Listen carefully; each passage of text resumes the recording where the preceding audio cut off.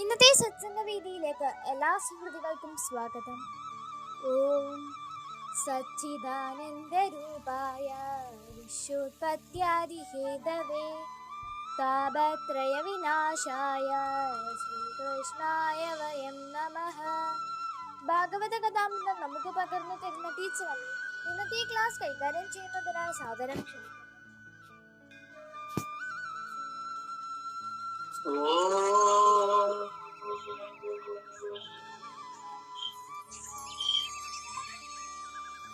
ശുക്ലാംബരധരം വിഷ്ണും ശശിവർണം ചതുർഭുജം പ്രസന്നവദനം ധ്യായേത് സർവവിഘ്നോപശാന്തയേ. ഗുരവേ സർവലോകാനാം വിഷജേ ഭവരോഗിണാം നിധയേ സർവവിദ്യാനാം ദക്ഷിണാമൂർത്തയേ നമഃ. ഓം നമോ ബ്രഹ്മാദിഭ്യോ ബ്രഹ്മവിദ്യാ സമ്പ്രദായ കർത്തൃഭ്യോ വംശഋഷിഭ്യഃ പരമഗുരുഭ്യഃ സർവോപപ്ലവരഹിതഃ പ്രജ്ഞാനഗണഃ പ്രത്യഗർത്തോ ബ്രഹ്മൈവാഹമസ്മി ബ്രഹ്മൈവാഹമസ്മി. ഓം ശാന്തി ശാന്തി ശാന്തി. ഓം നമോ ഭഗവതേ വാസുദേവായ. ഓം ശ്രീകൃഷ്ണ പരമാത്മനേ നമഃ. നമ്മുടെ ഇന്നത്തെ സത്സംഗ വേദിയിലെ എല്ലാ സുഹൃത്തുക്കൾക്കും നമസ്കാരം. നാം ശ്രീമദ് മഹാഭാഗവതമാണ് ചർച്ച ചെയ്യുന്നത്. അതിൽ ഭാഗവത മഹാത്മ്യം നാം പഠിച്ചു. എല്ലാവരും ഭക്തിജ്ഞാന വൈരാഗ്യത്തിന്റെയും ആത്മദേവന്റെ കഥയൊക്കെ പഠിക്കുന്നു, ഓർമ്മിക്കുന്നു. ഇത് ഞാൻ വിശ്വസിക്കട്ടെ. നാം ഇപ്പോൾ പ്രഥമ സ്കന്ധമാണ് പഠിക്കുന്നത്. അതിൽ നാം 16 അധ്യായങ്ങൾ പഠിച്ചു. 17ാം അധ്യായമാണ് നാം ഇപ്പോൾ പഠിക്കുന്നത്. 16ാം അധ്യായത്തിലും പരീക്ഷിത്ത് മഹാരാജാവിൽ ധർമ്മദേവനും ഭൂമിദേവിയുടെയും സംഭാഷണമാണ്. നാം ഇപ്പോഴും അത് തുടരുകയാണ്. ധർമ്മദേവന്റെയും ഭൂമിദേവിയുടെയും സങ്കടം കണ്ടിട്ട് പരീക്ഷിത്ത് മഹാരാജാവ് ചോദിക്കുന്നതും അതിനുള്ള ഉത്തരം പറയുന്നതും ആണ് നാം ഇപ്പോൾ പഠിക്കുന്നത്. ധർമ്മദേവന്റെ ഉത്തരം നാം ഇന്നലെ 25 ശ്ലോകം വരെ പഠിച്ചിട്ടുണ്ടെങ്കിലും നാം 22ാമത്തെ ശ്ലോകത്തിൽ വന്നു. പിന്നെ ചർച്ചയായി, പിന്നെ സംഭാഷണമായി. നാം അത് മുഴുവൻ ആക്കിയില്ല. ആ 25ാമത്തെ ശ്ലോകം വരെ നമുക്ക് കഴിഞ്ഞതിന് ശേഷം നമുക്ക് പിന്നെ ശ്ലോകങ്ങൾ വായിക്കാം. ഇന്നലെ നമ്മൾ 22ാമത്തെ ശ്ലോകം വളരെ പ്രാധാന്യമാണ് എന്ന് നമ്മൾ പറഞ്ഞു. കാരണം അതിൽ അവിടെയാ പറഞ്ഞത്, അധർമ്മം ചെയ്യുന്നവന് കിട്ടുന്ന നരകലോകം ആ അധർമ്മകർത്താവിനെ പറ്റി പറയുന്നവരും പ്രാപിക്കേണ്ടി വരും എന്നുള്ള ധർമ്മത്തെ പ്രകാശിപ്പിച്ചുകൊണ്ട് ഉപദ്രവകർത്താവിനെ അറിഞ്ഞിരുന്നാലും അവന്റെ പേർ അങ്ങൂന്ന് പറയാതിരിക്കുന്നു. അത് തന്നെ ധർമ്മം. ധർമ്മദേവൻ ആരാണ് ഉപദ്രവിച്ചത് എന്നൊന്നും ഇപ്പൊ പരീക്ഷിത്ത് മഹാരാജാവിനോട് പറയുന്നില്ല. കലി ആണ്. കലിയെ നിഗ്രഹിക്കഴിഞ്ഞാണ് പരീക്ഷിത്ത് മഹാരാജാവ് തുടക്കം. അതാണ് കലിയെ നിഗ്രഹിച്ചത് എങ്ങനെയാണ് എന്ന് ശൗനകാദി ബ്രാഹ്മണര് സൂതമുനിയോട് ചോദിക്കുകയാണ്. അപ്പം കലിയെ നിഗ്രഹിക്കുന്നതിന് മുമ്പുള്ള കഥകളാണ് നാം ഇപ്പോൾ പഠിച്ചുകൊണ്ടിരിക്കുന്നത്.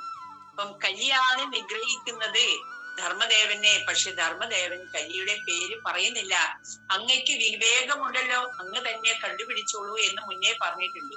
അപ്പം പേര് പറയുന്നില്ല. അത് അങ്ങയുടെ ധർമ്മമാകുന്നു എന്നാണ് പരീക്ഷിത്ത് മഹാരാജാവ് പറഞ്ഞു. അഥവാ ദേവമായാം ന്യൂനം ഗതിരകോ ചേതസോ വജസസ്യാഭി ഭൂതാനാമിതി നിശ്ചയഃ. അല്ലെങ്കിൽ കൊല്ലുന്നവൻ കൊല്ലപ്പെടുന്നവൻ എന്ന സ്ഥാനഭേദം പ്രാണികൾക്ക് സിദ്ധിച്ചത് ഏതൊരു ദൈവത്തിന്റെ ശക്തി വിശേഷത്താലോ ആ ശക്തിയുടെ പ്രവൃത്തി സ്വരൂപം പ്രാണികളുടെ മനസ്സുകൊണ്ട് ഊഹിപ്പാനോ വാക്കുകൊണ്ട് പറവാനോ സാധ്യമല്ല എന്നുള്ള സിദ്ധാന്ത രൂപമായ ധർമ്മമാണ് അങ്ങയുടെ വാക്കിന്റെ സ്ഥാനം. കൊല്ലപ്പെടുക എല്ലാം ഈശ്വരന്റെ ഒരു പ്രസാദമായിട്ടാണ് നാം കരുതേണ്ടത്. ഈശ്വര സാന്നിധ്യം ഉണ്ടെങ്കിലേ അതൊക്കെ സംഭവിക്കുകയുള്ളൂ എന്നുള്ളതും അങ്ങയുടെ വാക്കിന്റെ സാരം എടുക്കാം. അതുകൊണ്ട് ആരാണ് എന്താണ് എന്നൊന്നും അങ്ങേക്ക് പോലും പറയാൻ കഴിയും. അപ്പം നാം യോഗികളുടെ ആ ഒരു വാക്കുകൾ ഉണ്ടല്ലോ, സുഖദുഃഖത്തിന് കാരണം അവനവൻ തന്നെയാണെന്ന്, അവിടത്തേക്കാണ് ധർമ്മദേവന്റെ വാക്കുകൾ പോകുന്നത്. തപ ശൗചം ദയാ സത്യം ഇതി പാധാ പ്രകീർത്തിതാഃ അധർമാശൈശ്ചയോ ഭഗ്നാഃ സ്മയ സംഗമദേസ്തവ. ധർമ്മദേവനായ നിനക്ക് ഹൃദയുഗത്തിലുള്ള 4 പാദങ്ങളിൽ തപസ്, ശൗചം, ദയ, സത്യം എന്നു കീർത്തിക്കപ്പെടുന്ന 4 പാദങ്ങളിൽ പാദങ്ങൾ 3 അധർമ്മത്തിന്റെ അംശങ്ങളായ ഗർവം, സംഘം, മതം എന്ന 3 പാദങ്ങളാൽ ആക്രമിക്കപ്പെട്ടിരിക്കുന്നു. ഈ മൂന്നെണ്ണത്തെയും അതായത് തപസ്, ശൗചം, ദയ ഈ 3 പാദത്തെയും ഗർവം, സംഘം, മതം കൊണ്ട് നാം ആക്രമിക്കപ്പെട്ടിരിക്കുന്നു. തപസ്സിന്റെ സ്ഥാനത്തിൽ ഗർവവും, ശൗചത്തിന്റെ സ്ഥാനത്തിൽ സംഘവും, ദയയുടെ സ്ഥാനത്തിൽ മതവും കയറിയിരുന്നു എന്ന് സാരം. നമുക്ക് ഈ ശ്ലോകം കുറെ ചർച്ച ചെയ്യേണ്ടിയിരിക്കുന്നു. അതുകൊണ്ടാണ് ഞാൻ ഇത് കഴിഞ്ഞിട്ട് അങ്ങോട്ട് പോകാം, പിന്നെയും ഇതിനൊരു അവസരം കിട്ടിയെന്ന് വരില്ല. കാരണം ധർമ്മമാണ് നാം ജീവിതത്തിൽ ആചരിക്കേണ്ടത്. മനുഷ്യന്റെ പ്രധാന ലക്ഷ്യം എന്നുള്ളത് നമുക്കറിയാം, ഈശ്വര സാക്ഷാത്കാരമാണ്. ആ ഈശ്വര സാക്ഷാത്കാരത്തിൽ എത്തണമെങ്കിൽ നാം ധർമ്മവിദ്യ അറിയേണ്ടതുണ്ട്. നാം ഓരോരുത്തരും ധർമ്മം ആചരിക്കണം. നാം പഠിച്ചിട്ടുണ്ട് വ്യാവഹാരിക ധർമ്മവും പാരമാർത്ഥിക ധർമ്മവും. ഇത് രണ്ടും നാം ആചരിക്കേണ്ടതാണ്. അപ്പം പാരമാർത്ഥിക ധർമ്മം എന്താണ് നമുക്കറിയാം, വ്യാവഹാരിക ധർമ്മം എന്താണെന്ന് നാം പഠിച്ചിട്ടുണ്ട്. ഓർമ്മയുണ്ടോ എല്ലാവർക്കും? ആ 2 ധർമ്മങ്ങളെയും കുറിച്ചിട്ട് നമ്മൾ ഡിസ്കസ് ചെയ്തിട്ടുണ്ട്, ചർച്ച ചെയ്തിട്ടുണ്ട് ക്ലാസ്സിൽ. പാരമാർത്ഥിക ധർമ്മം എന്ന് പറഞ്ഞാൽ ആത്മീയമായിട്ടുള്ള അറിവ് നേടുന്നതിനെ പാരമാർത്ഥിക ധർമ്മം എന്നും ലൗകികമായിട്ടുള്ള അറിവ് നേടുന്നതിനെ വ്യാവഹാരിക ധർമ്മം എന്നും പറയുന്നു. ഇത് രണ്ടും കൂട്ടിച്ചേരുന്നതാണ് ധർമ്മം. അല്ലാതെ ഇന്ന് നാം ഇതിനെ രണ്ടും വേറെ വേറെ ആക്കിയിരിക്കുകയാണ്. രണ്ടും ഒന്നാണ്. കാരണം ജീവിതത്തിൽ ഇത് രണ്ടും ഉണ്ടായിരുന്നു, എല്ലാവരും ചെയ്തുകൊണ്ടിരുന്നതാണ്. പക്ഷെ ഇന്നത്തെ കാലത്ത് ആത്മീയമായിട്ടുള്ള പാരമാർത്ഥിക ധർമ്മം ഒഴിവാക്കിയത് കൊണ്ടാണ് നാം അതിനെ പ്രത്യേകം പേരെടുത്ത് പറയേണ്ടിയിരിക്കുന്നത്. ഇന്ന് ലൗകിക ധർമ്മം മാത്രമേ നാം ചെയ്യുന്നുള്ളൂ. നമ്മുടെ വീട്, നമ്മുടെ ബന്ധുക്കള്, നമ്മുടെ വസ്തുക്കള്, അതിനോട് ചെയ്യേണ്ട ധാർമ്മികമായിട്ടുള്ള ഉത്തരവാദിത്തങ്ങൾ മാത്രമേ നാം ചെയ്യാറുള്ളൂ. പക്ഷെ അവനവനോടുള്ള ധാർമ്മികമായിട്ടുള്ള ഉത്തരവാദിത്തമുണ്ട്. അവനവന്റെ മനസ്സിനെ ഈശ്വരനിലേക്ക് ദൈവീകതയിലേക്ക് ഉയർത്തുന്ന ഒരു ധർമ്മം നമുക്കുണ്ട്. ആ ധർമ്മം നാം പാടെ മറന്നിരിക്കുകയാണ്.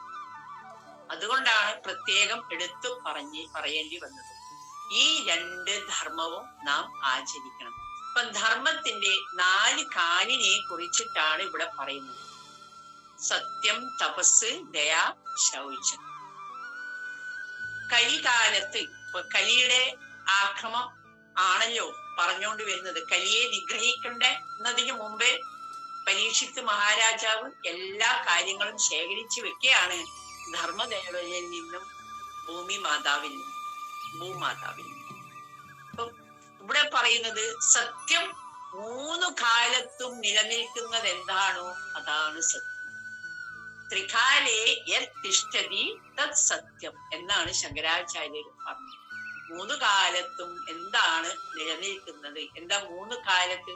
മരണത്തിന് മുമ്പിയും ജീവിതാവസ്ഥയിലും മരണത്തിന് ശേഷവും എന്താണോ നമ്മിൽ നിലനിൽക്കുന്നത് അതിനെ സത്ത് എന്ന് പറയും. ആ സത്ത് ആണ് സത്യം. അതായത് നമ്മുടെ സ്വരൂപം, നമ്മുടെ ആത്മാവ്, സത്യസ്വരൂപം.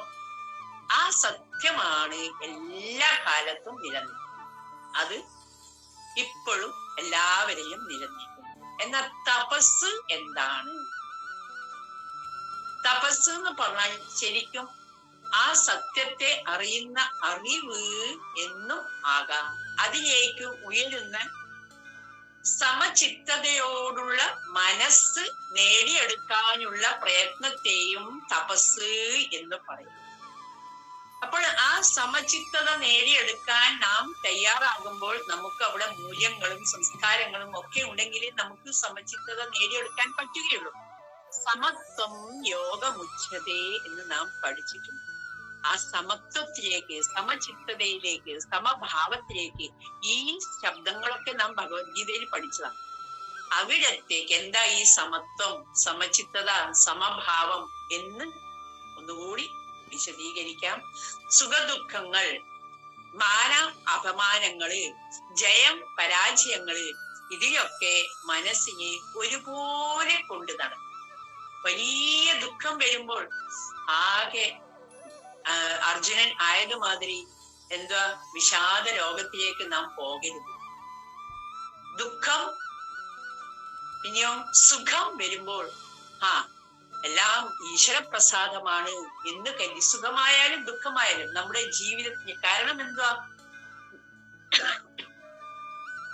നാം ചെയ്യുന്ന ഏത് കർമ്മമാവട്ടെ, എന്ത് പ്രവൃത്തിയും, ഏത് കർമ്മവും, ഏത് പ്രാർത്ഥനയും എല്ലാം ഈശ്വര സാന്നിധ്യത്തിലാണ് ചെയ്യുന്നത്. നാം ചിന്തിക്കുന്നതും നമ്മുടെ ഭാവനയും ചിന്തയും എല്ലാം ഈശ്വര സാന്നിധ്യത്തിലാണ്. അപ്പൊ നാം ചെയ്യുന്ന കർമ്മവും ഈശ്വര സാന്നിധ്യത്തിലാണ്. പക്ഷെ അവിവേകത്തിൽ ചെയ്താൽ അത് ദുഷ്കർമ്മമായിട്ടും വിവേകത്തോടു കൂടിയാൽ അത് സത്കർമ്മമായിട്ടും. അപ്പം ഈ രണ്ട് അനുഭവങ്ങളും നാം ആണ് ചെയ്യുന്നത്. അവിവേകത്തിലേക്കൂടി ചെയ്യണം കർമ്മം, വിവേകത്തിലേക്കൂടി ചെയ്യണം. അതിൻ്റെതാണ് പാപപുണ്യ ഫലങ്ങൾ നമുക്ക് കിട്ടുന്നത്. അതിലാണ് നാം സുഖദുഃഖങ്ങൾ അനുഭവിക്കുന്നത്. അപ്പോൾ നമുക്ക് തന്നെ കിട്ടുന്ന ആ സുഖദുഃഖങ്ങൾ നമ്മുടെ കർമ്മത്തിന്റെ ഫലമാണ്. പക്ഷെ അത് ഈശ്വര ശക്തിയോടുകൂടിയാണ് നാം ചെയ്യുന്നു എന്ന് മാത്രം. അതുകൊണ്ട് നമുക്കതിനെ ഈശ്വരപ്രസാദം എന്ന് പറയും. എന്തിനാ ഈശ്വരപ്രസാദം എന്ന് പറയുന്നത് എന്ന് വെച്ചാൽ, എങ്കിൽ നമുക്ക് അതിനെ സഹിക്കാൻ, തിക്താനുഭവങ്ങളാണെങ്കിൽ സഹിക്കാനുള്ള ഒരു ശക്തി, മനഃശക്തി, ആത്മശക്തി നമുക്ക് കൈവരും. കാരണം എന്റെ തന്നെ കർമ്മത്തിന്റെ ഫലമാണ് ഞാൻ അനുഭവിക്കുക, വേറെ ആരെയും കുറ്റപ്പെടുത്തിയിട്ട് കാര്യമില്ല എന്ന് നാം പറഞ്ഞ് മനസ്സിനെ സമ്മതിപ്പിച്ചാൽ നമുക്ക് എല്ലാ സുഖദുഃഖാനുഭവങ്ങളും ഒരുപോലെ ആകും. മാനവും അപമാനവും, നമ്മുടെ ചിലവര് നമ്മെ നല്ല മാനം ചെയ്തേക്കാം. അതായത് എപ്പോഴും അമ്മ പറയാറുണ്ട്, ദുഷ്കൃതർ നമ്മെ ദുഷിക്കാം, ലോക സജ്ജനം വാഴ്ത്തി സ്തുതിക്കാം, രണ്ടിലും വൈകാര്യ ഭാവം പുലർത്തേണ്ട. കേട്ടിട്ടുണ്ടേ അത്? ദുഷ്കൃതർ നമ്മെ ദുഷിക്കാം, ലോക സജ്ജനം വാഴ്ത്തി സ്തുതിക്കാം, രണ്ടിലും വൈകാര്യ ഭാവം പുലർത്തേണ്ട, ജന്മകർമ്മം നിർവഹിക്കാം. നമുക്ക് എന്താണോ വന്നു ചേർന്നിരിക്കുന്ന കർമ്മം, നമ്മുടെ ഗുണത്തിനനുസരിച്ച് നമുക്ക് വന്നു ചേർക്കുന്ന കർമ്മം, അത് നമ്മൾ ചെയ്തിട്ട് ജീവിതത്തെ മുന്നോട്ട് കൊണ്ടുപോകുക. ദുഃഖത്തിലും സുഖത്തിലും എല്ലാവർക്കും ഉണ്ട് ദുഃഖവും സുഖവും. ദുഃഖത്തിൽ നാം വേദനിക്കുമ്പം കരയും, പിന്നെയും മനസ്സ് പിന്നെയും അതിനെ വീണ്ടെടുക്കുക.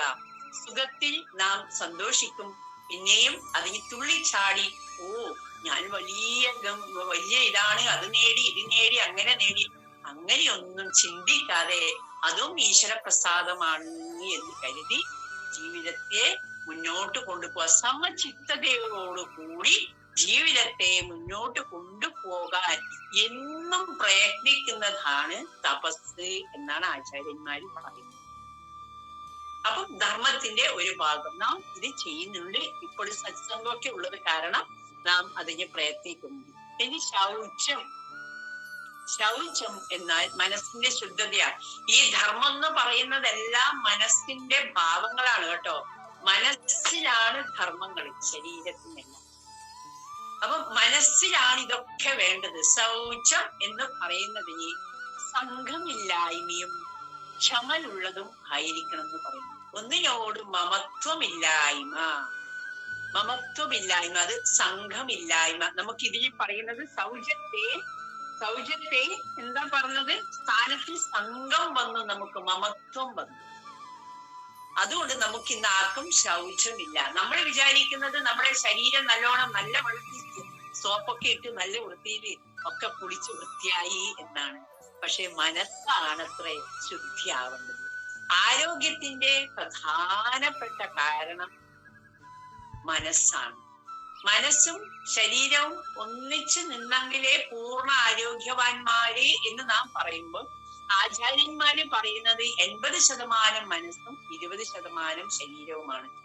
അതിന്റെ ദൃഷ്ടാന്തമായിട്ട് കാണിക്കുന്നത് പരീക്ഷിത്ത് മഹാരാജാവ് തന്നെയാണ്. 7 ദിവസം ഭക്ഷണം കഴിക്കാതെ വെള്ളം കുടിക്കാതെ എന്തൊരു ഊർജസ്വലനായിട്ട് ഇരുന്നു എന്നാണ് പറയുന്നത്. ശക്തിക്ക് യാതൊരു കുറവും ഉണ്ടായിട്ടില്ല. മനസ്സിന്റെ ശക്തിയാണ് ശരീരത്തിന്റെ ശക്തി എന്ന് പറയുന്നു. ശരീരത്തിന് ശക്തി കുറവ് എന്നല്ല പറയുന്നത്, അതും ആവശ്യമാണ്. പക്ഷെ 80% മനസ്സിന് ശക്തി ഉണ്ടെങ്കിൽ ശരീരത്തിന് നമുക്ക് ശക്തി ഉണ്ടാവും. നമുക്കും അത് കുറെ കാലങ്ങളൊക്കെ കുറച്ചൊക്കെ നമുക്ക് പരിചയം. കാരണം നമ്മൾ ഏതെങ്കിലും പ്രവൃത്തിയിലൊക്കെ ഏർപ്പെടുമ്പോൾ ചിലപ്പം രാവിലെ എന്തെങ്കിലും വെള്ളം കുടിച്ചിട്ടുണ്ടേ ഉണ്ടാവുള്ളൂ. വൈകുന്നേരം വരെ ചിലപ്പോൾ നമ്മൾ ഭക്ഷണം പോലും മറന്നിട്ട് നാം പണിയെടുത്തിട്ടുണ്ടാവും അവിടെ. എന്നിട്ടും നമുക്ക് ഊർജ്ജസ്വലതയ്ക്ക് യാതൊരു കുറവും ഉണ്ടായിട്ടില്ല. അതിന് നമുക്കും അങ്ങനത്തെ ഉദാഹരണങ്ങളൊക്കെ ഉണ്ട്. പക്ഷെ 7 ദിവസമൊന്നും നാം ഒന്നും നിന്നിട്ടില്ല. 2-3 ദിവസമൊക്കെ നമുക്ക് ഭക്ഷണമില്ലാതെ നിൽക്കാൻ പറ്റും. അപ്പം അങ്ങനെ അതാണ് ശൗചം എന്ന് പറയുന്നത്. സംഘമില്ലായ്മ, ഒന്നിനോടും സംഘമില്ലായ്മ, മനസ്സിന്റെ ഒരു ഭാവം, ഒന്നിനോടും മമത്വമില്ലായ്മ. എല്ലാം ഭഗവാന്റേതാണ്. എന്നെ ഒരു ട്രസ്റ്റിയെ മാതിരി ഇവിടെ അതെല്ലാം കാത്തു സൂക്ഷിക്കാൻ എനിക്കൊരു ചെറിയ വീടും കുറച്ച് സ്ഥലങ്ങളൊക്കെ തന്നെന്ന് വെച്ചാൽ ഇത് നിന്റെ കയ്യിലിരിക്കട്ടെ, നീ എങ്ങനെ ഇതിനെ സംരക്ഷിക്കുന്നു എന്നതാണ് എനിക്ക് കാണേണ്ടത് എന്ന് ഭഗവാൻ നമ്മളോട് പറയുന്നത് മാതിരി നമുക്ക് തോന്നണം, ഭാവിക്കണം. എന്നിട്ട് അതിനെ ഭഗവാന്റെ സ്വത്താണ്, ഭഗവാനെ അതിനെ വേണ്ടും വിധത്തിൽ സംരക്ഷിക്കുന്നതായിരിക്കണം. അതിൽ ഒരിക്കലും ഒട്ടല് പാടില്ല. ഇതെന്റേതാണ്, ഇതെന്റെ വീടാണ്, ഇതെന്റെ സ്വത്താണ്, ഇതിൽ അവൻ വന്നിട്ട് കൈ കടത്തിയിട്ടുണ്ടെങ്കിൽ അവന്റെ കായും കാലും ഞാൻ അടിച്ചൊടിക്കും. ഇങ്ങനെയുള്ള വികാരങ്ങളൊന്നും നമുക്ക് ഉണ്ടാവാൻ വേണ്ടി പാടില്ല. അപ്പൊ ആ ഒരു ശൗചം. പിന്നെ വേണ്ടുന്നത് ക്ഷമ. ആത്മീയ ജീവിതത്തിൽ ഏറ്റവും അത്യാവശ്യമായിട്ടുള്ള ഒന്നാണ് ക്ഷമ. അപ്പൊ നമ്മൾ പ്രതികരിക്കേണ്ടതാ. നേരത്തെ ഇന്നലെ പറഞ്ഞില്ലേ, ധർമ്മദേവൻ പറയുന്നത് ഒന്നിനും പ്രതികരിക്കണ്ട എന്നാണോ അതിന്റെ അർത്ഥം? അല്ല. ഒന്ന് നിൽക്കുക, ഒന്ന് ക്ഷമിക്കുക, അതിനുശേഷം ഒന്ന് ചിന്തിച്ചിട്ട് പോസിറ്റീവായിട്ട് പ്രതികരിക്കണോ നെഗറ്റീവായിട്ട് പ്രതികരിക്കണോ എന്ന് നാം ചിന്തിക്കും. അതെന്താ അങ്ങനെ പോസിറ്റീവും നെഗറ്റീവും? അത് ഒരാളെ ബോധ്യപ്പെടുത്താനാണെങ്കിൽ, ബോധതലത്തിൽ കൊണ്ടുവരാനാണെങ്കിൽ അത് നമുക്ക് പോസിറ്റീവായിട്ട് പ്രതികരിക്കാം.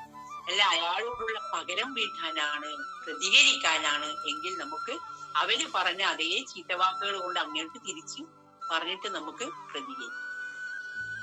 അപ്പോൾ നാം നെഗറ്റീവായിട്ട് നാം പ്രതികരിക്കുമ്പോൾ നാം തളർന്നു പോവുകയാണ് ചെയ്യുന്നത്. നാം തളരും, നമ്മുടെ മനസ്സിന് ശുചിത്വമില്ലായ്മ വരും, നമ്മുടെ മനസ്സ് മാലിന്യം കൊണ്ട് നിറയും. അപ്പം ഒന്ന് പോസിറ്റീവായിട്ട് നാം പ്രതികരിച്ചു, അവൻ ചെയ്തത് എന്തായാലും ശരിയല്ല, എടോ താൻ ചെയ്തത് ശരി, അങ്ങനെ വിളിച്ചിട്ട് സഹോദര അങ്ങനെയല്ല ചെയ്യേണ്ടത് കേട്ടോ, ഇങ്ങനെയാണ്, അതിലാണ് ഭംഗിയും അതിലാണ് അതിന്റെ കാര്യവും ഇരിക്കുന്നത് എന്നൊക്കെ പറഞ്ഞിട്ടൊന്ന് മനസ്സിലാക്കാൻ ശ്രമിക്കാം. എന്നിട്ടും മനസ്സിലായിട്ടെങ്കിൽ നാം മുമ്പൊരു കഥ പറഞ്ഞിട്ടില്ലേ, 2 ജ്യേഷ്ഠനിയന്മാര് തമ്മിൽ തല്ലായിരുന്നു, നല്ല വഴക്കാ 2 പേര്. ഏട്ടൻ പറഞ്ഞു നീ ഇനി എന്റെ വീട്ടിൽ കേറി പോണ്ട, അനിയൻ പറഞ്ഞു നിന്റെ വീട്ടിൽ ആര് കേറുന്നെന്നും പറഞ്ഞു 2 പേരും തമ്മിൽ തല്ലി. അനിയൻ അവിടുന്ന് ഇറങ്ങിപ്പോയി. അനിയൻ പോയി ഒരു സുഹൃത്തിന്റെ വീട്ടിലൊക്കെ നിന്നു. അവിടെ നിന്ന് കുറച്ചു കാലമൊക്കെ കഴിഞ്ഞ് ഇങ്ങോട്ട് വരവേ ഇല്ല. അപ്പോഴാണ് കുറച്ചു കാലം ആ നാട്ടിൽ ഒരു ഗുരു ഉണ്ട് കേട്ടോ. ആ ഗുരു ഈ സംഗതിയാണ്. അപ്പൊ സംഗതി അറിഞ്ഞ് ഇപ്പോൾ ഗുരു 2 പേര് 2 ഇടത്തും പോകുന്ന ഒരു കാര്യമുണ്ട്. ജ്യേഷ്ഠന്റെ അടുത്ത് പോയിട്ട് പറഞ്ഞു, ഓ നിങ്ങളെ അനിയൻ വല്ലാണ്ട് വിഷമിച്ചിരിക്കുന്നു കേട്ടോ, നിങ്ങളെ കാണാനിട്ടാ, നിങ്ങളോട് സംസാരിക്കാനിട്ട് അവന് ഭയങ്കര വിഷമമുണ്ട് കേട്ടോ, അതുകൊണ്ട് അവനൊന്ന് നിങ്ങളെ കാണണമെന്നുണ്ട്, ഏട്ടനെ ഒന്ന് കെട്ടിപ്പിടിക്കണം എന്നുണ്ട്, ഏട്ടനോട് സംസാരിക്കണം എന്നൊക്കെ അവനുണ്ട് കേട്ടോ. ഒക്കെ പോയിട്ട് ഏട്ടനോട് പറഞ്ഞു. അനിയനോട് പോയിട്ട് പറഞ്ഞു, ഏട്ടൻ നിന്നെ അന്വേഷിച്ചു കേട്ടോ ഉണ്ണി. എന്റെ ഉണ്ണിയെ കാണാനിട്ട് വല്ലാതെ വിഷമമുണ്ട്, എന്തൊക്കെയോ ഞാൻ ദേഷ്യത്തിൽ പറഞ്ഞു, ഉണ്ണി അത് കാര്യമായിട്ട് എടുത്തോ, ഇങ്ങോട്ടൊന്നും വരുന്നില്ലല്ലോ എന്നൊക്കെ ഉണ്ണിയോടും പോയി പറഞ്ഞു. രണ്ടുപേരും ഗുരു പറഞ്ഞതായതുകൊണ്ട് സത്യമായിരിക്കും എന്ന് പറഞ്ഞു. അപ്പം എന്നാ നീ ഇന്ന ദിവസം ഏട്ടന്റെ അടുത്തേക്ക് പോയിക്കോളൂ കേട്ടോ, ഞാനും ഉണ്ടാവും അവിടെ എന്ന് പറഞ്ഞിട്ട് ഉണ്ണി വരുന്ന ദിവസം അന്ന് ഗുരുവും പോയി. ഉണ്ണി വേഗം പോയി ഏട്ടനെ കെട്ടിപ്പിടിച്ചു, കാലൊക്കെ തൊട്ട് നമിച്ചു, കഴിഞ്ഞു. ഇത്രയേ ഉള്ളൂ പ്രശ്നങ്ങൾ. നമ്മുടെ എല്ലാ പ്രശ്നങ്ങളും ഇത്ര മാത്രമേ ഉള്ളൂ. ഒന്നും മിണ്ടാനും പറയാനും അത്ര മാത്രമേ ഉള്ളൂ എല്ലാ പ്രശ്നങ്ങളും. കുറച്ചു കാലം കാണാതിരിക്കുമ്പോഴാണ്, ക്ഷമിക്കുമ്പോൾ ദിവസങ്ങൾ കഴിയുന്തോറും നമുക്ക് ക്ഷമ വരുമ്പോഴാണ് നാം തോന്നുന്നു, അയ്യോ വെറുതെ പറഞ്ഞു അല്ലേ, വേണ്ടായിരുന്നു, വെറുതെ അവർക്കും വിഷമായി നമുക്കും വിഷമായി എന്നൊക്കെ നമുക്ക് തോന്നാറുണ്ട്. അപ്പം ക്ഷമയും സംഗമവും ഇല്ലാതിരിക്കുക മനസ്സിന്റെ ശുചിത്വമാണ്. ക്ഷമവും സംഘവും ഇല്ലാതിരിക്കുക. പക്ഷെ ഇന്ന് നമുക്ക് അതൊക്കെ നശിച്ചു പോയി. ശുചിത്വം സംഘത്തിന്റെ അടുത്ത് ആ ശുചിത്വം വേണ്ടെന്നെടുക്കാം. നമുക്കിപ്പോ ഏറ്റവും കൂടുതലായിട്ട് വരുന്നത് മമത്വമാണ്, ക്ഷമയില്ലായ്മയാണ്, അക്ഷമയാണ് നമുക്കിന്നുള്ളത്. അതുകൊണ്ടാണ് ധർമ്മത്തിന്റെ ഒരു പാദം നശിച്ചു പോയത്. ഇനി ദയ എന്ന് പറയുന്നത്, ദയ എന്ന് പറഞ്ഞാൽ നമുക്ക് എല്ലാവർക്കും അറിയാം, എല്ലാവരോടുള്ള കാരുണ്യമാണ് ദയ എന്ന്. അപ്പം ഈ ദയ ഒരാളോട് നമുക്ക് അയ്യോ പാവാണ്, അങ്ങനെ ദരിദ്രരാണ്, നമുക്ക് എന്തെങ്കിലും കൊടുത്ത് സഹായിക്കാം എന്ന് കൊടുത്ത് നമ്മൾ വല്ലതും ഒക്കെ വീട്ടിലുണ്ടെങ്കിൽ നമ്മൾ എടുത്തു കൊടുക്കും. അവർക്ക് വേണ്ടുന്നത് എന്താണോ അത് അവര് വന്ന് ചോദിച്ചാൽ നമ്മുടെ അടുത്ത് ഉണ്ടെങ്കിൽ നമ്മളത് കൊടുക്കണം എന്നതാണ്. അപ്പം ഒരാളെ സാമ്പത്തികമായിട്ടും ലൗകികമായിട്ടും ആത്മീയമായിട്ടും ഉയർത്തുന്നതിനെയും ദയ എന്ന് പറയും. അതെന്താ? വിഷാദിച്ചിരിക്കുന്ന അർജുനനെ ഗുരുപദേശം കൊടുത്ത് ഭഗവാൻ ഗീതോപദേശം കൊടുത്തിട്ട് അതിനെ ഉയർത്തിയതും ജ്ഞാനം കൊണ്ടാണ്. അതിനെയും ദയ എന്ന് പറയും. അവിടെ വിഷാദിച്ചിരിക്കുന്ന ഒരാളെ അവരെ അറിവ് കൊണ്ട് ഉപദേശം കൊണ്ട് ഗുരു ഉയർത്തി. അത് ദയാണ്. നമ്മൾ പറയില്ലേ കാരുണ്യം എന്നൊക്കെ പറയുന്നത് ദയ. അതാണ് സദ്ഗുരുക്കന്മാര് നമ്മളോടൊക്കെ കാണിക്കുന്നത്. നമ്മുടെ മലിനപ്പെട്ട മനസ്സിനെ വൃത്തിയാക്കി വൃത്തിയാക്കി വൃത്തിയാക്കി. അമ്മ പറയാറുണ്ട്, ഞാനൊരു തൂപ്പുകാരിയാണ്, ഞാൻ വെറും ഒരു തൂപ്പുകാരിയാണ്, അങ്ങനെയാ പറയാറ്. മനസ്സിന്റെ തൂപ്പുകാരി എന്ന് പറയും. മനസ്സടിച്ച് വൃത്തിയാക്കുന്നത് അങ്ങനെയാ പറയാ. അപ്പം മനസ്സ് വൃത്തിയാക്കുന്നത്, മനസ്സിന്റെ ഭാവങ്ങളാണ് ധർമ്മം. ധർമ്മത്തിന്റെ 4 കാലുകളിൽ ഈ കലിയുഗത്തിൽ 3 കാലുകൾ നശിച്ചിരിക്കുന്നു: തപസ്, ശൗചം, ദയ. ഇന്ന് നമുക്ക് ആരോടും ഒരു പ്രത്യേക ദയയില്ല. സങ്കടപ്പെടുന്നവനോട് പോയിട്ട് അവന്റെ സങ്കടം എന്താണെന്നോ അയൽവക്കക്കാരന്റെ വീട്ടിൽ അവന് ഭക്ഷണം ഉണ്ടെന്നോ ഇന്നൊന്നും ആരും അന്വേഷിക്കാറില്ല. അവര് പട്ടിണി ആയാലും അയൽവക്കക്കാരൻ ഇന്ന് ദുരഭിമാനം കൊണ്ട് പട്ടിണി ആയാലും ആരോടും പോയി ചോദിക്കാറുമില്ല. അവൻ ആത്മഹത്യ ചെയ്യാൻ ശ്രമിച്ചാലും ഇത്തിരി ഒരു അന്നത്തിന് എവിടെയും പോയി അന്വേഷിക്കാറുമില്ല. പണക്കാരൻ പാവങ്ങളുടെ കാര്യം അന്വേഷിക്കാറുമില്ല. ഇത് ഇന്ന് ധനമാണ് ഏറ്റവും വലിയ ഒരു കാര്യമാണെങ്കിലും നമ്മുടെ ഈ ധനം മാത്രം അറിവും വലിയൊരു കാര്യമാണ്. എല്ലാം നമുക്ക് ദാനം ദയോടുകൂടി നമ്മൾ കൊടുത്ത് അവരെ ഉയർത്തണം എന്നാണ് പറയുന്നത്. ഇന്ന് അതിന് ശോഷണാവസ്ഥയാണ് ഇന്ന് നമ്മൾ കാണുന്നത്. അതുകൊണ്ടാണ് ധർമ്മത്തിന്റെ 3 പാദവും നശിച്ചിരിക്കുന്നത്. സത്യം ഏത് കാലത്തും നിലനിൽക്കുന്നത് കൊണ്ട് നമ്മുടെ ഉള്ളിൽ ആത്മാവ് എന്നും ഉണ്ട്. പക്ഷെ നാം അറിയുന്നില്ല എന്ന്. ഇനി ഭൂമി ദേവിയുടെ കാര്യം എടുക്കാം. ഭൂമി ദേവി ഇവിടെ എപ്പോഴും പശുവിന്റെ രൂപത്തിൽ എന്തിനാണ് വരുന്നത്? നാം പുരാണങ്ങളൊക്കെ പഠിക്കുമ്പോൾ നാം പഠിക്കാറുണ്ട്, ഭൂമി മാതാവ് പശുവിന്റെ രൂപമെടുത്തു വന്നു, ശിവന്റെ അടുത്ത് പോയി, ശിവലോകത്ത് പോയി, ബ്രഹ്മലോകത്ത് പോയി എന്നൊക്കെ പറയുന്നത് നാം കേട്ടിട്ടുണ്ട്. ഇവിടെയും നാം കണ്ടു, പശുവിന്റെ രൂപമെടുത്തിട്ടാണ് ഭൂമി മാതാവ് ഇരുന്ന് കരയുന്നത്. ധർമ്മത്തിന്റെ ഈ 3 പാദങ്ങളും ഒടിഞ്ഞത് കൊണ്ടാണോ എന്നൊക്കെ ചോദിക്കുന്നുണ്ട്. എന്താണ് ഈ ഭൂമി മാതാവ് പശുവിന്റെ രൂപം എടുത്തിട്ട് വരുന്നത്? ഇവര് രണ്ടുപേരും തമ്മിലുള്ള ഒരു താരതമ്യം എന്താണ്? നമ്മളെപ്പോഴും ഭൂമിയെ മാതാവായിട്ടാണ് സനാതന ധർമ്മ സംസ്കാരം നമ്മെ പഠിപ്പിക്കുന്നത്. ഭൂമി മാതാവാണ്, ഭൂമി അമ്മയാണ്. നമ്മെ അന്നവും വെള്ളവും തന്ന് വളർത്തുന്നതും പോറ്റുന്നതും ഒക്കെ അമ്മ തന്നെയാണ്. അതുകൊണ്ടാണ് ഭൂമിയെ നാം മാതാവ് എന്ന് പറയുന്നത്.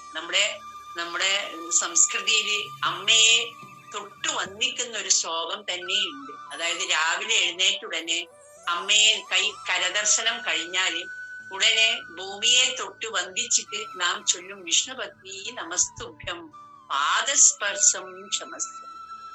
എല്ലാവർക്കും അറിയും എന്ന് തോന്നുന്നു ആ ശ്ലോകം. സമുദ്രവസ്നേ ദേവി പർവതസ്ഥന മണ്ഡലേ വിഷ്ണുപത്നി നമസ്തുഭ്യം പാദസ്പർശം ക്ഷമസ്വമേ. അമ്മേ, എന്റെ കാല് അമ്മയുടെ മേലെ വെക്കാതെ എനിക്ക് ചലിക്കാൻ പറ്റില്ല, നടക്കാൻ പറ്റില്ല, ഒന്നും ചെയ്യാൻ പറ്റില്ല. അമ്മയുടെ മേലെ കാല് വെച്ചേ പറ്റുള്ളൂ. ആ കാല് വെക്കുന്നതിന് മുമ്പേ അമ്മ എന്നോട് ക്ഷമിക്കണേ എന്ന് അമ്മയോട് ക്ഷമാപണം ചെയ്തതിന് ശേഷമാണ് നാം രാവിലെ കാല് കുത്തി അമ്മയുടെ മേലെ, ഇനി നിലത്ത് കിടന്നാലും എഴുന്നേറ്റ് കാല് കുത്തി നടക്കാൻ തുടങ്ങുന്നതിന് മുമ്പേ തൊട്ട് നമിച്ചതിന് ശേഷമാണ് നാം നമ്മുടെ നിത്യകർമ്മങ്ങൾ ചെയ്യേണ്ടത്. ഇന്ന് അങ്ങനെ ആരും ചെയ്യുന്നില്ല. ഇതൊക്കെ നിത്യകർമ്മങ്ങൾ ചെയ്യുന്നതിന് മുമ്പേ നാം അനുഷ്ഠിക്കേണ്ടതാണ്. ഇതൊന്നും ആർക്കും അറിയില്ല. ഇപ്പോൾ നാം ഇതൊക്കെ പഠിക്കുമ്പോഴാണ് നാം ഇതൊക്കെ അറിയുന്നത്. ഇനി ഗോമാത, അതായത് ആചാര്യന്മാര് പറയുന്നത്, പെറ്റമ്മ നമുക്ക് ചിലപ്പം 2 വർഷം 3 വർഷം 5 വർഷം വരെ പാല് തന്നിട്ടുണ്ടാവും. പക്ഷെ ജനനം അതിനുശേഷം എന്താ, നമ്മൾ പശുവിന്റെ പാലാ കുടിക്കാറ്. അതിനുശേഷം ഗോമാതാവിന്റെ പാല് കുടിക്കാൻ തുടങ്ങിയാൽ മരണം വരെ നാം അത് കുടിക്കുന്നു. അതുകൊണ്ടാണ് പശുവിനെ മാതാവായിട്ട് സനാതന ധർമ്മം സങ്കല്പിക്കുന്നത്. അതുകൊണ്ട് ഭൂമാതാവാണ്, ഗോമാതാവാണ്. ഇനി വേറൊരു കാര്യം, നമ്മൾ അവർക്ക് കൊടുക്കുന്ന വസ്തുക്കൾ വളരെ നിസ്സാരമായിട്ടുള്ള വസ്തുക്കളെ അവർക്ക് വേണം. നിസ്സാരമായിട്ടുള്ള പുല്ല് ആർക്കാ വേണ്ട? പുല്ല് അല്ലേ? പുല്ല് കൊടുത്തിട്ട് നമുക്ക് തരുന്ന ഉത്കൃഷ്ടമായ സാധനമാണ് പാൽ അമ്മ തരുന്നത്. അതുകൊണ്ടാണ് ഗോമാതാവിനെ വന്ദനീയം എന്ന് പറയുന്നത്. അതേമാതിരി ഭൂമി ദേവിയില് നാം എന്ത് വിളയിടുന്നോ അതിന് നാം എത്രമാത്രം സാധനങ്ങളായി ചെയ്യുന്നത്, അതിനേക്കാൾ നല്ല നല്ല കാര്യങ്ങളാണ് നമുക്ക് വേണ്ടി ഭൂമാതാവ് വിളവൊക്കെ നമുക്ക് തരുന്നത്. അപ്പം നമ്മൾ വളരെ നിസ്സാരമായ കാര്യങ്ങൾ കൊടുത്ത് നമുക്ക് അമൂല്യമായ കാര്യങ്ങൾ തരുന്നത് കൊണ്ടാണ് അവരെ മാതാവായിട്ട് നാം സങ്കല്പിക്കുന്നത്. ഇപ്പം ധർമ്മദേവൻ ആര്? ഭൂമി ദേവി എന്താണ്? അവർക്കുള്ള പ്രാധാന്യം, ഒത്തിരി കാര്യങ്ങൾ നമുക്ക് പഠിക്കാനുണ്ട് കേട്ടോ. മുന്നോട്ട് പോകുന്നത് നമുക്ക് ഒത്തിരി കാര്യങ്ങൾ പഠിക്കാനുണ്ടെങ്കിലും ഇപ്പൊ ധർമ്മദേവനെ കുറിച്ച് ഭൂമി ദേവിയെ കുറിച്ച് കുറച്ച് കാര്യങ്ങൾ നാം ഇപ്പോൾ സംസാരിച്ചതേ ഉള്ളൂ. പിന്നെ നമ്മുടെ ധർമ്മദേവന്റെ 4 പാദങ്ങൾ നാം അറിഞ്ഞു കഴിഞ്ഞു. ഇനി ഒരു ശ്ലോകം കൂടി നമുക്കിന്ന് പഠിക്കാം. ഇതാനീം ധർമ്മപാദസ്ഥേ സത്യം നിർവൃത്തയേദ്യതഃ തം ജിഗൃക്ഷത ധർമ്മോയം അനൃതേ നൈതിദഖലീം. ഹേ ധർമ്മദേവ, ഇപ്പോൾ നിനക്ക് ഒരു പാദം മാത്രമുണ്ട്, അത് സത്യമാകുന്നു. ആ ഒരു കാൽ കൊണ്ട് കഷ്ടപ്പെട്ട് സ്വരൂപത്തെ നിലക്കു നിർത്തേണ്ടതായ പ്രയാസം നിന്നെ ബാധിച്ചിരിക്കുന്നു. എന്നാൽ ആ ഏകപാദമായ സത്യത്തെയും അധർമ്മത്തിന്റെ 4ാമത്തെ പാദമായ അസത്യത്താൽ അഭിവൃദ്ധിയെ പ്രാപിച്ചു വരുന്ന കലിസ്വരൂപനായ ആ ധർമ്മമൂർത്തി അപഹരിക്കാൻ ആഗ്രഹിക്കുന്നു. 4ാമത്തെ പാദമായ അസത്യത്താൽ അഭിവൃദ്ധിയെ പ്രാപിച്ചു വരുന്ന കലിസ്വരൂപനായ ആ ധർമ്മമൂർത്തി അപഹരിപ്പാൻ ആഗ്രഹിക്കുന്നു. സത്യത്തെ കൂടിയും ആത്മാവിനെ കൂടിയും അപഹരിപ്പാൻ കലിയുഗത്തിൽ ആഗ്രഹിക്കുന്നു എന്നാണ് പറയുന്നത്. അതായത് ഈ കലിയുഗത്തിൽ നാം എല്ലാവരും നമ്മുടെ സത്യത്തെ മറക്കുന്നത് കലിയുടെയും പ്രഭാവം കൊണ്ടാണെന്ന് മനസ്സിലാക്കുക. കലി അത് അപഹരിച്ചെടുക്കുകയാണ്. അതുകൊണ്ട് നാം സത്യത്തെയും അറിയുന്നില്ല. സത്യമുണ്ട്, പക്ഷെ നാം സത്യത്തെ അറിയുന്നില്ല.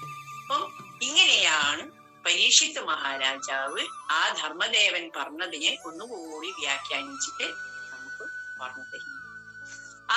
നമ്മുടെ ഈ 4 ധർമ്മങ്ങളിൽ ഏറ്റവും പ്രധാനമായിട്ട് നാം ആചരിക്കണം. ഈ ധർമ്മത്തിൽ നമ്മുടെ സത്യത്തെ എപ്പോഴും നിലനിർത്താൻ വേണ്ടി ആചാര്യന്മാര് പറയുന്നത് എന്താണെന്നറിയോ?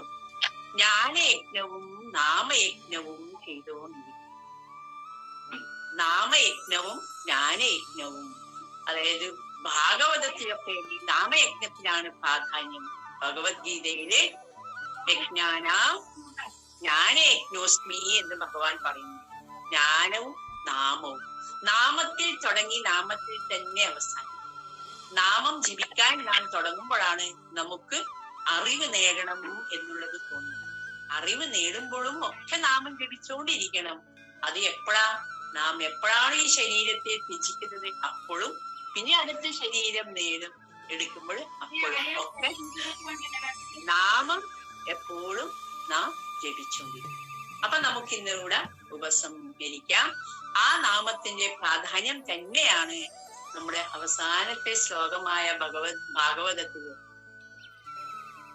ഓം നാമസങ്കീർത്തനം യസ്യ സർവപാപ പ്രണാശനം പ്രണാമോ ദുഃഖശമനം തം നമാമി ഹരിം പരം, തം നമാമി ഹരിം പരം. ഓം പൂർണ്ണമദ പൂർണ്ണമിദം പൂർണ്ണാത് പൂർണ്ണമുദച്യതേ പൂർണ്ണസ്യ പൂർണ്ണമാദായ പൂർണ്ണമേവാവശിഷ്യതേ. ഓം ശാന്തി ശാന്തി ശാന്തി. ഓം ശ്രീ ഗുരുഭ്യോ നമഃ.